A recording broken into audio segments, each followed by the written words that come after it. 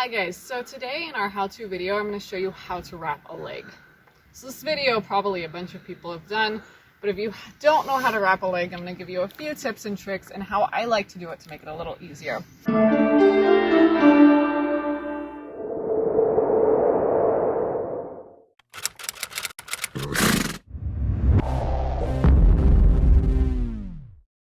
So what I'm using is a pillow wrap and a standing wrap. So we're going to start with the pillow. The first thing you want to do is roll it. Unrolled wraps are really hard to, get on the horse.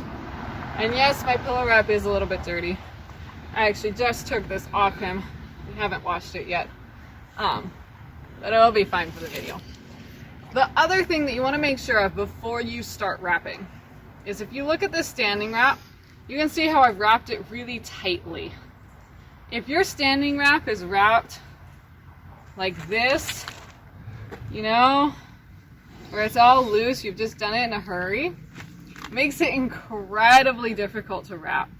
So when you first wrap your standing wraps, you're gonna pull it tight and roll, tight and roll.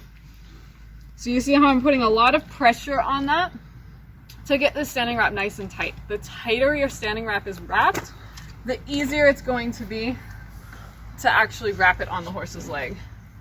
So, before Mr. London here runs out of patience, let's go ahead and wrap.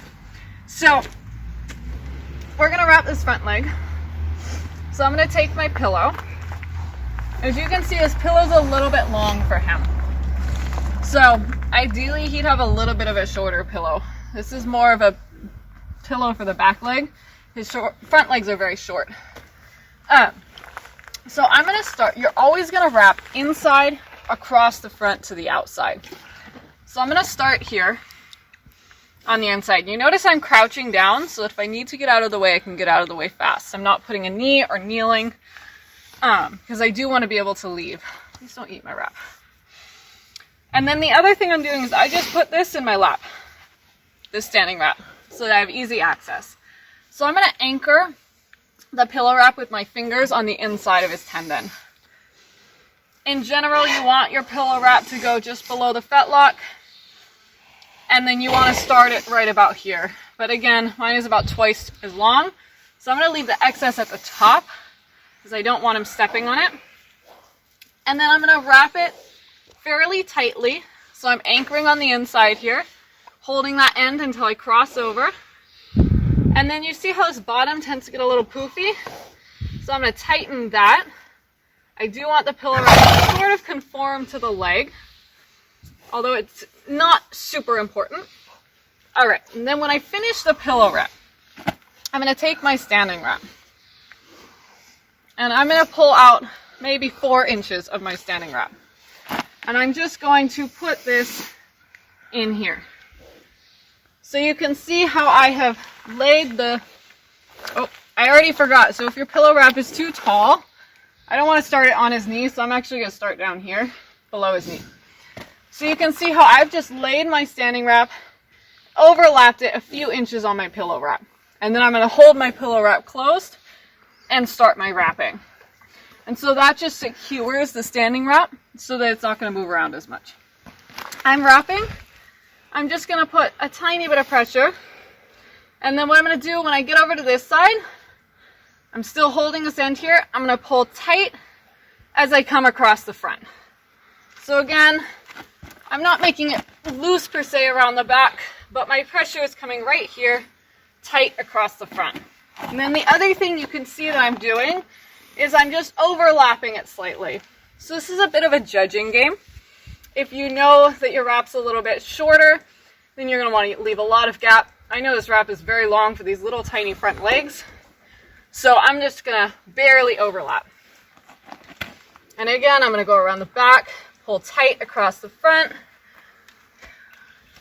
give myself a little less room at a little more overlap around the back, pull tight across the front, and now I'm already down here to the bottom of his leg. So I'm going to see if I can get one more up here. And then I'm going to go under. So you can see how I just went under his fetlock. And the nice thing about going under the fetlock is you can see as I come out of my wrap, how it points me all the way to going back up to the top, right? And then I just continue the same thing. Around the back, pull tight in the front. Around the back, pull tight in the front.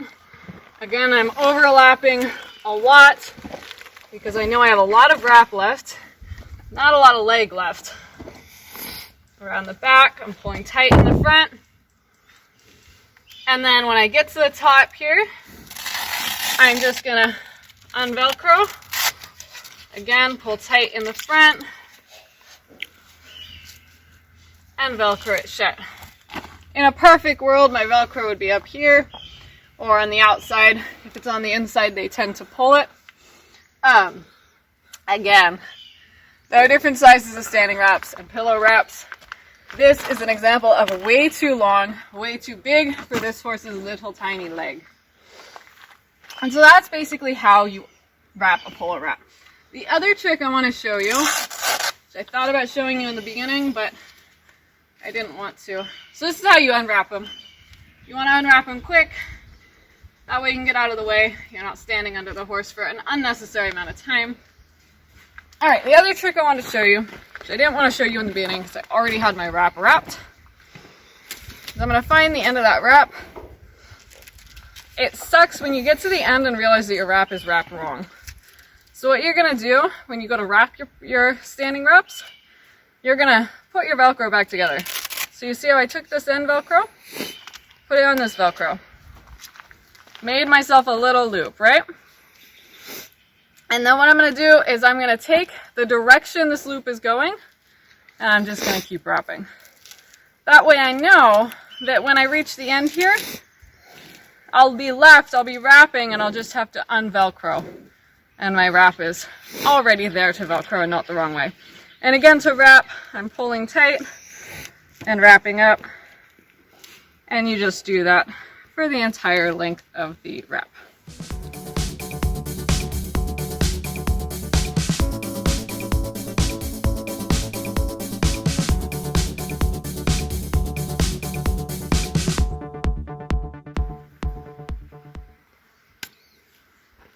All right, and then I'm all ready for next time I need to wrap my horse's leg. So hopefully that video helped you and you learned another trick or tip on how to wrap legs if you already knew how to do it, or if you didn't know how to do it, hopefully you learned how to do it. You can go ahead and practice on your horse.